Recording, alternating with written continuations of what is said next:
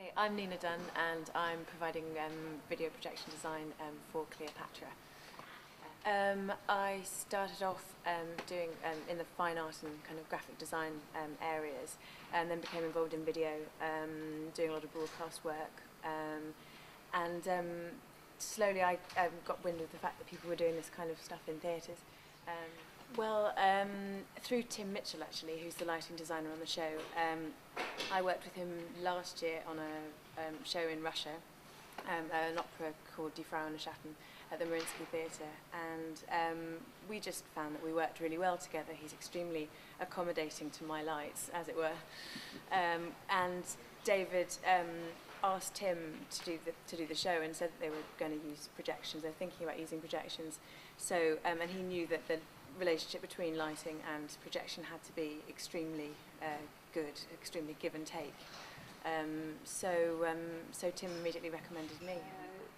The chief aid that projection is going to give to the show is to transfer the action from between Rome and Egypt. It's been very interesting looking at the two different decorative styles, architectural styles, and drawing the parallels between them, but also then showing the differentiation of how they manifest themselves. It's interesting how similar some of the work is between the two.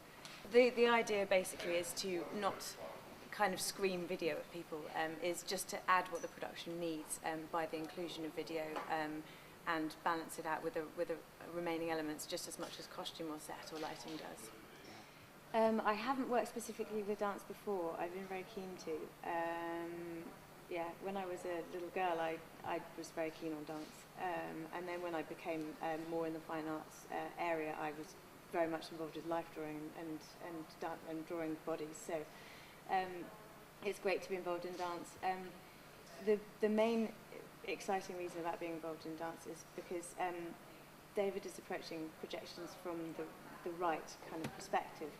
He said to me, we need as much space as we can for dancers, so we want to use projection.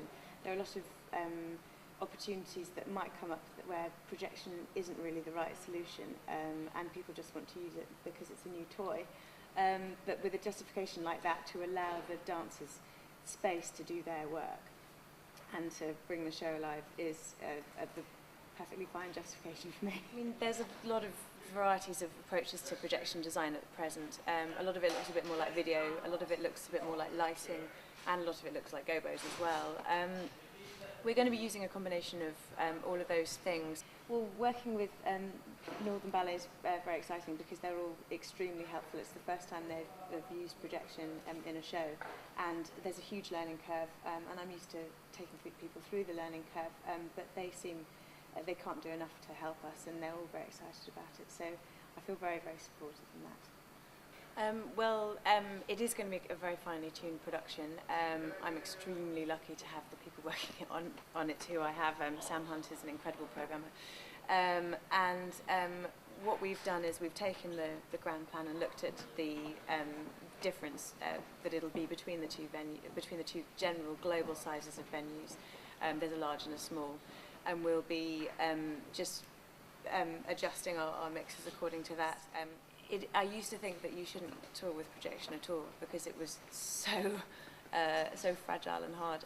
But the more we've worked, the more we've understood how we can make it tourable. Obviously, the important thing about a show like this is the dancers and what they're doing on stage. And I was asked to be involved partly because they wanted a set which would allow the dancers to have as much space as possible, whilst also being able to create the kind of location transfers that we need. So it's a very simple set, and this will allow the dancers to do their thing.